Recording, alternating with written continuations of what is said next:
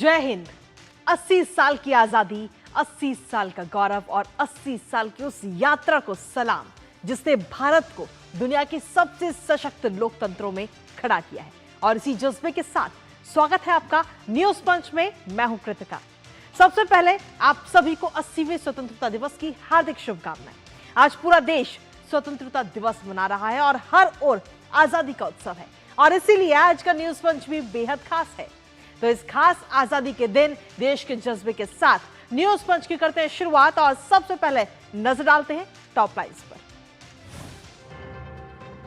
जहां आपको बता दें कि सबसे पहली और प्रमुख खबर है, भारत फ्रेजाइल 5 से बाहर हो गया है। जी हां, भारत की अर्थव्यवस्था कितनी तेजी के साथ आगे बढ़ रही है ये बात हम सभी जानते हैं। अब आखिर ये फ्रेजाइल 5 क्या है और कैसे भारत इससे बाहर हुआ है, बताएंगे इस खबर के बारे में आपको विस्तार से। इसके साथ ही जो दूसरी प्रमुख खबर, प्रधानमंत्री नरेंद्र मोदी ने आज लाल किले की प्राचीर से महिलाओं के सम्मान की बात की। उन्होंने कहा कि महिलाओं का सम्मान समय की मांग है, और इसके साथ ही विपक्षी दलों से भी अपील की है। क्या अपील प्रधानमंत्री ने की, बताएंगे विस्तार से इस खबर के बारे में भी। इसके साथ ही तीसरी प्रमुख खबर युवाओं से जुड़ी है। जी हां, लाल किले की प्राचीर से ही प्रधानमंत्री नरेंद्र मोदी ने युवाओं के लिए बड़ा प्लान बताया कि किस तरीके से युवाओं को एआई ट्रेनिंग दी जाएगी, फ्री कोचिंग दी जाएगी, और युवा जिससे आगे बढ़ते हुए नजर आएंगे, बताएंगे इसके बारे में भी। लेकिन इसके साथ ही चौथी प्रमुख खबर है खेल जगत से। जी हां, प्रधानमंत्री ने एक और बड़ा ऐलान किया और उन्होंने टैलेंट हंट की बात कही कि देश में टैलेंट हंट का जो अभियान है वो शुरू किया जाएगा, जिसके जरिए जो बच्चे हैं उनके अंदर टैलेंट की तलाश की जाएगी। अब ये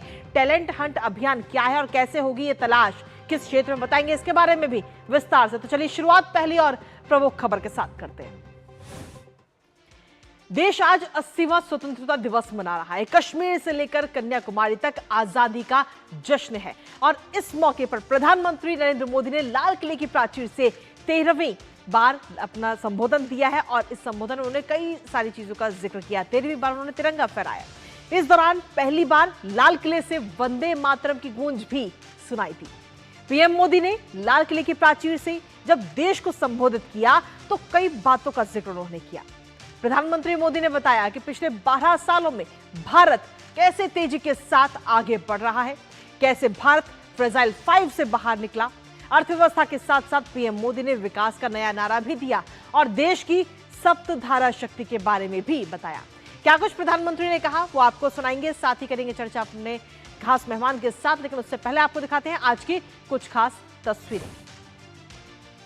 तो ये तस्वीरें इस समय आपको दिखा रहे हैं जब प्रधानमंत्री नरेंद्र मोदी वहां पर पहुंचे आज स्वतंत्रता दिवस के इस कार्यक्रम में शामिल होने के लिए, और उससे पहले वो राजघाट पहुंचते जहां महात्मा गांधी यानी बापू को नमन करते हुए नजर आते हैं।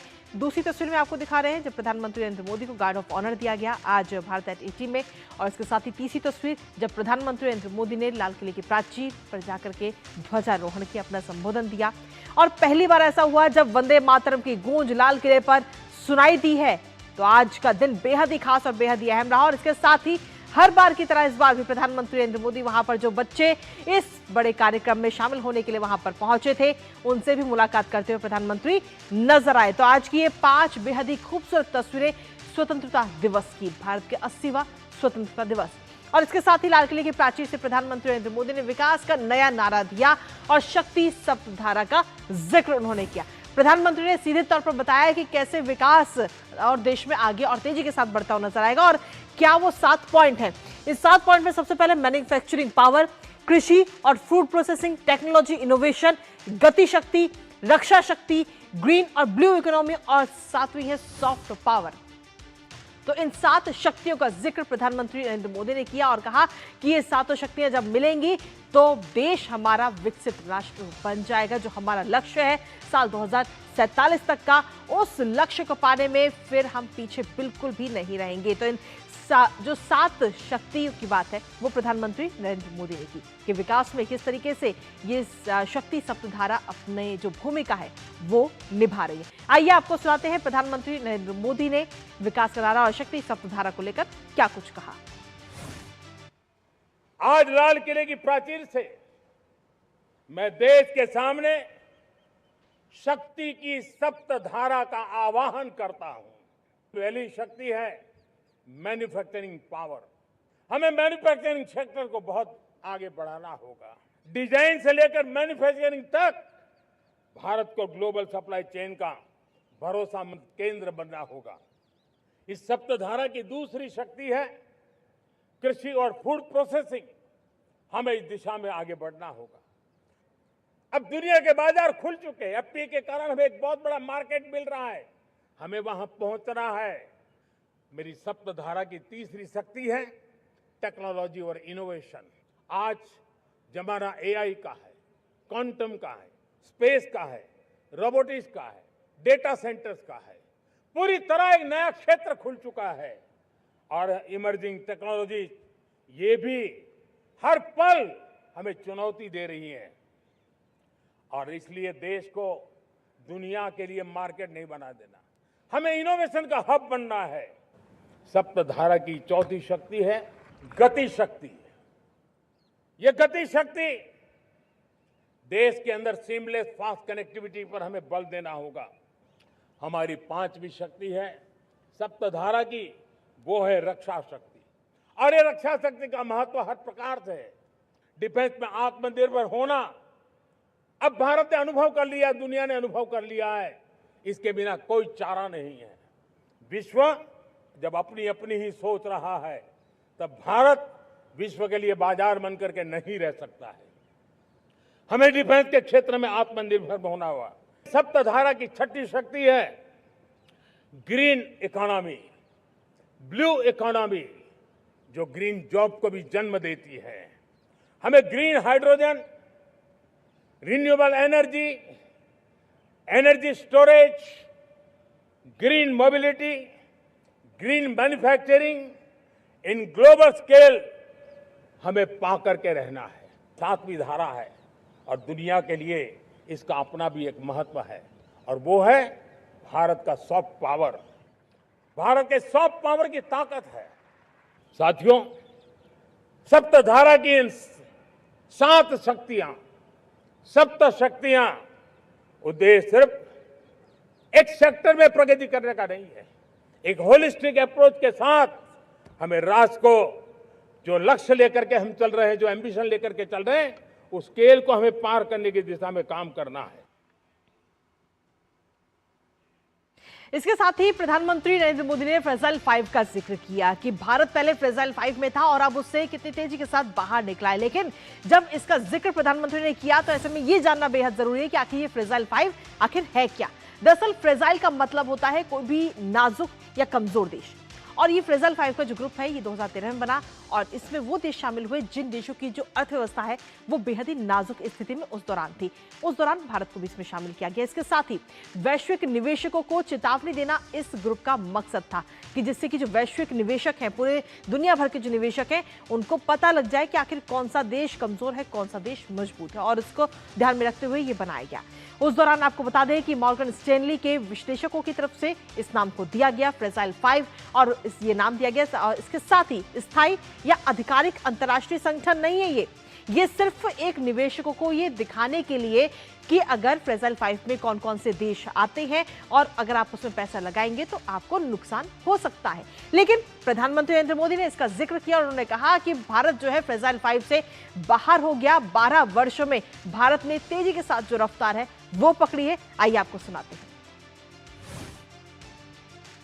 पिछले 12 साल में भारत ने एक नई रफ्तार पकड़ी। तेज गति से हम आगे बढ़ रहे हैं और देशवासियों का संकल्प है कि अब 140 करोड़ देशवासियों के संकल्प को, सामर्थ्य को रोकना नामुमकिन है। इन्हीं देशवासियों का प्रयास का परिणाम है कि हम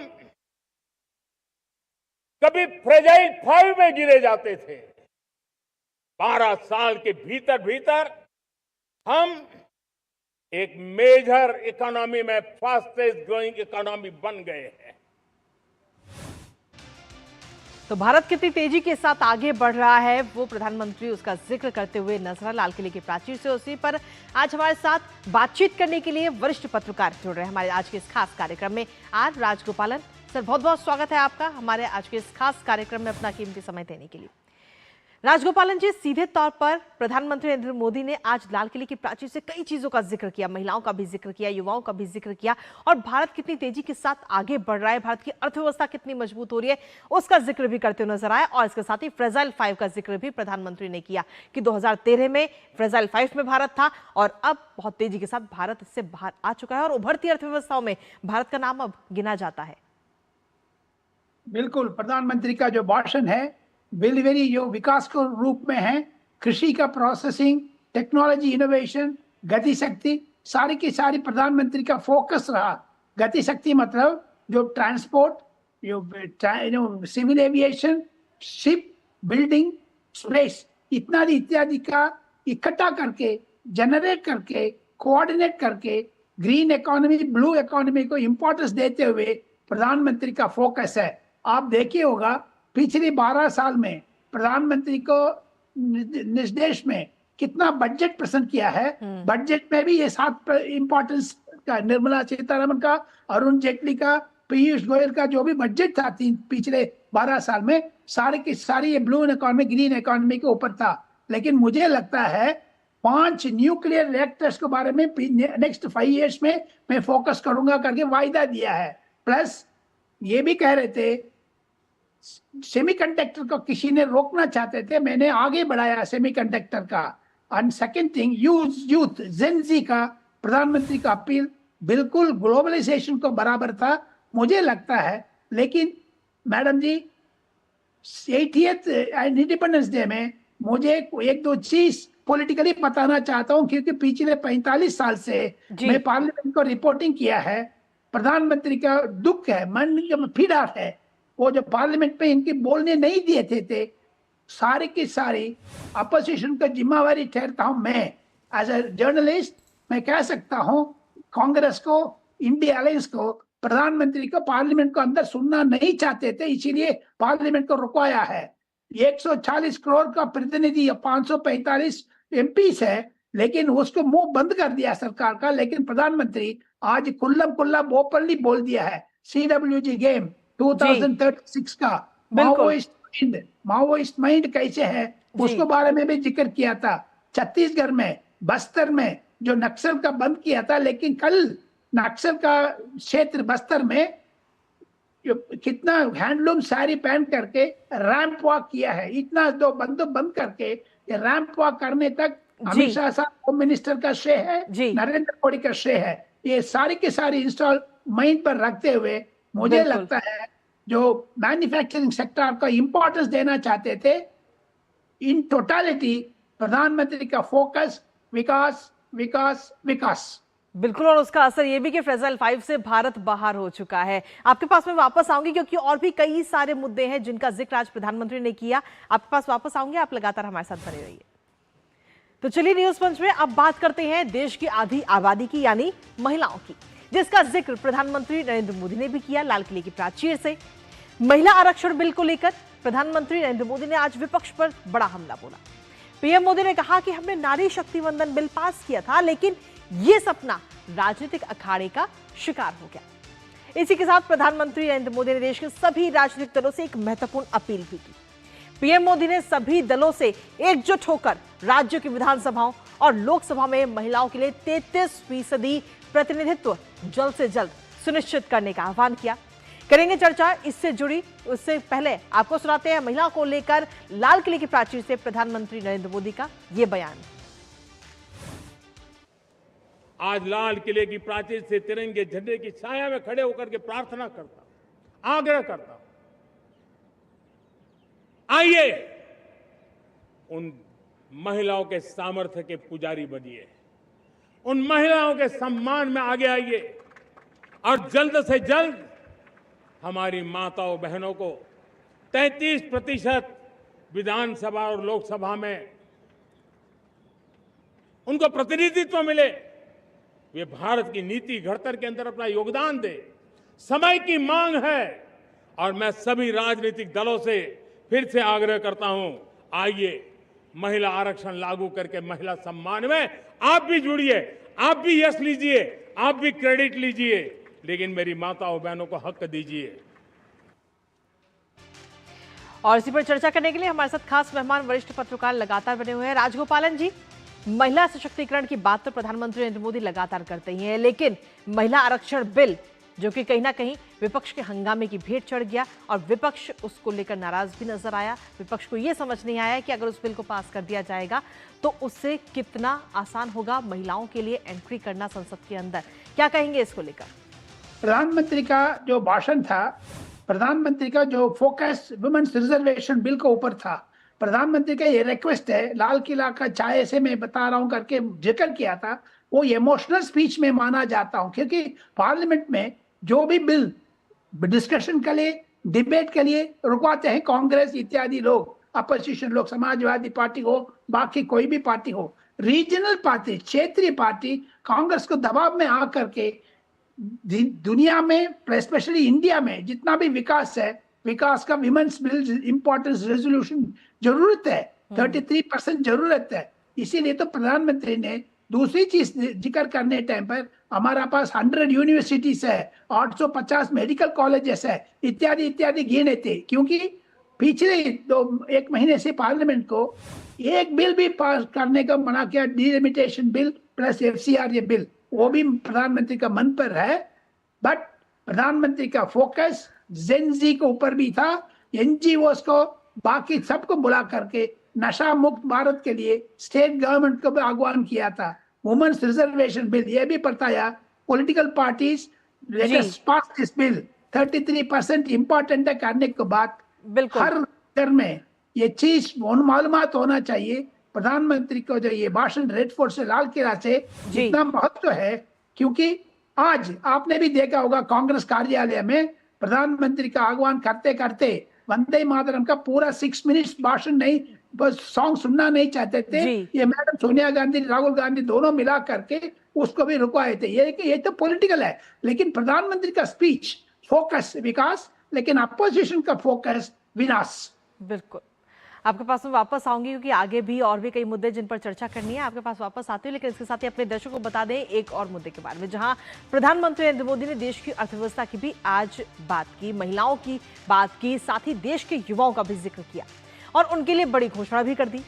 आज की तारीख में आर्टिफिशियल इंटेलिजेंस जो है वो हर क्षेत्र की जरूरत बनता हुआ जा रहा है, चाहे वो कोडिंग हो, डिजाइनिंग हो, डाटा एनालिसिस हो या फिर आम कामकाज। AI हर जगह पर एंट्री कर चुका है और इसी बदलाव को भांपते हुए प्रधानमंत्री ने ऐलान किया कि देश के युवाओं को समय से पीछे नहीं रहने दिया जाएगा। सरकार एक व्यापक अभियान चलाएगी जिसके तहत स्कूल, कॉलेज और ITI के जो छात्र हैं उनके लिए नए प्रोफेशनल्स तक कुल 1 करोड़ युवाओं को AI टूल्स और इसकी प्रैक्टिकल जानकारी दी जाएगी, उनकी ट्रेनिंग दी जाएगी। करेंगे चर्चा अपने खास मेहमान के साथ, लेकिन उससे पहले आपको दिखाते हैं प्रधानमंत्री की ये घोषणा। भारत के प्राइवेट स्टार्टअप 28 साल की एवरेज उम्र के बच्चों ने, नौजवानों ने दुनिया में पहले ही ट्रायल में अपना सैटेलाइट लॉन्च कर दिया और रॉकेट लॉन्च कर दिया। उन्होंने बहुत बड़ा काम कर दिया साथियों। आज करीब 2.5 लाख से ज्यादा रजिस्टर्ड स्टार्टअप है। AI का विस्तार बहुत तेजी से बढ़ रहा है। लाल किले से मैं देश के नौजवानों के लिए घोषणा करना चाहता हूं। हमने तय किया है कि आने वाले 1 वर्ष में 1 करोड़ युवाओं को AI स्किल के लिए ट्रेनिंग देने का हम काम करेंगे, ताकि हमारा देश का नौजवान AI की दुनिया में भी नेतृत्व करने का सामर्थ्य। और इसी पर हमारे साथ बातचीत करने के लिए हमारे खास मेहमान लगातार बने हुए हैं। तो युवाओं के लिए भी आज बड़ा तोहफा राजगोपालन जी दिया गया, जहां सरकार ने स्टार्टअप के भी रास्ते खोले और साथ ही आर्टिफिशियल इंटेलिजेंस के लिए किस तरीके से युवाओं को AI जो ट्रेनिंग है वो दी जाएगी सरकार की तरफ से, जिससे कहीं ना कहीं आगे आने वाले समय में भविष्य में इसका सीधा असर जमीनी स्तर पर नजर आएगा। आर्टिफिशियल इंटेलिजेंस आने वाले दुनिया में अनदर 10 years का ये महत्व होगा। इसीलिए तो प्रधानमंत्री उसको मौका का फायदा उठाते हुए प्रधानमंत्री ने यह भी कहा 1 करोड़ स्टूडेंट्स का 1 साल को अंदर अंदर हम जॉब के लिए प्लस विकास के लिए प्रयत्न करेंगे। अपार्ट फ्रॉम दैट, आपको याद होगा पिछले 2 साल से आर्टिफिशियल इंटेलिजेंस दुनिया में बहुत प्रभावित हो रहा है। अमेरिका से आए थे प्रधानमंत्री, फ्रांस भी गए थे। अमेरिका से आते हुए तो उनके सेक्रेटरी ऑफ स्टेट से प्रधानमंत्री ने कहा ये यही मतलब क्या पता आपको, America and India, artificial intelligence America India में है। लेकिन फ्रांस में भी जा करके फ्रांस में भी इंडिया का महत्व इंपॉर्टेंस बताते हुए प्रधानमंत्री फ्रांस में भी बोला जितना भी आर्टिफिशियल इंटेलिजेंस हो इंडिया में आइए। उसका मुताबिक मैडम कम से कम 10 राज्य क्षेत्र में आर्टिफिशियल इंटेलिजेंस और 10 क्षेत्र बजट में भी प्रवाद किया है। तमिलनाडु में भी विजय सरकार ने आर्टिफिशियल इंटेलिजेंस के तनी अलग यूनिवर्सिटी खोला है। Therefore, प्रधानमंत्री का फोकस हमेशा टेक्नोलॉजी टेक्नोलॉजी टेक्नोलॉजी। बिल्कुल 60 5G से 6G आ गया आजकल। 6G का आत्मनिर्भर भारत करने के लिए प्रधानमंत्री भारत पावर का यूज करो करके बोल रहे थे, लेकिन युवा शक्ति का प्रधानमंत्री जो आजकल जेंसी अल्फा जी करने सब करते आ रहे हैं, जंतर मंतर को जितना भी होता उसको भी जिक्र किया इनडायरेक्टली प्रधानमंत्री ने। बिल्कुल प्रधानमंत्री ने अल्फा का भी जिक्र किया, जेंजी का भी जिक्र किया और उनके लिए एक बड़े तोहफे का भी ऐलान किया। आपके पास में वापस आऊंगी और एक और मुद्दा रह गया जिस पर आपसे हम चर्चा करेंगे, वो है खेलकूद से जुड़ा हुआ। लेकिन उससे पहले न्यूज पंच वक्त एक छोटे से ब्रेक का हो गया, आप बने रहिए हमारे साथ।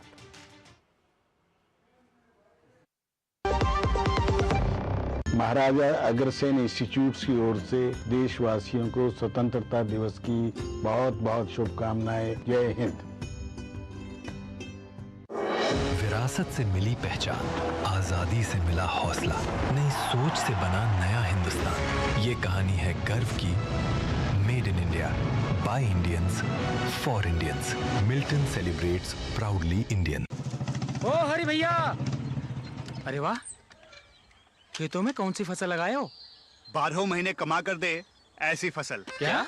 मैंने नया व्यवसाय शुरू किया है। उसके लिए पैसे? इसमें किसी निवेश की जरूरत ही नहीं। अच्छा मुखिया जी। अरे मुखिया जी नमस्ते। अरे हरी, कब आ रहे हो? आप बस चलिए, मैं पहुंचता हूं।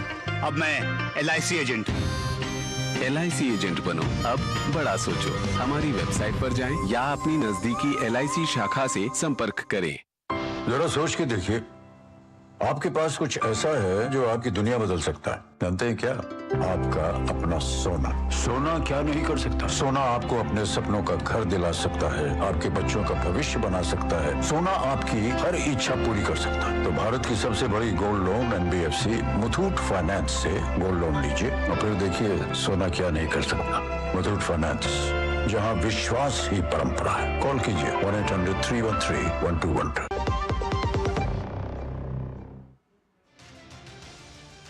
और ब्रेक के बाद एक बार फिर से स्वागत है आप सभी का। अब बात करते हैं प्रधानमंत्री नरेंद्र मोदी के संबोधन की, जहां देश के युवाओं के साथ साथ प्रधानमंत्री नरेंद्र मोदी ने आज देश में खेलों का भी जिक्र किया। लाल किले की प्राचीर से देश को संबोधित करते हुए प्रधानमंत्री नरेंद्र मोदी ने भारतीय खेल जगत, युवा और खिलाड़ियों के प्रति देश का गौरव व्यक्त किया।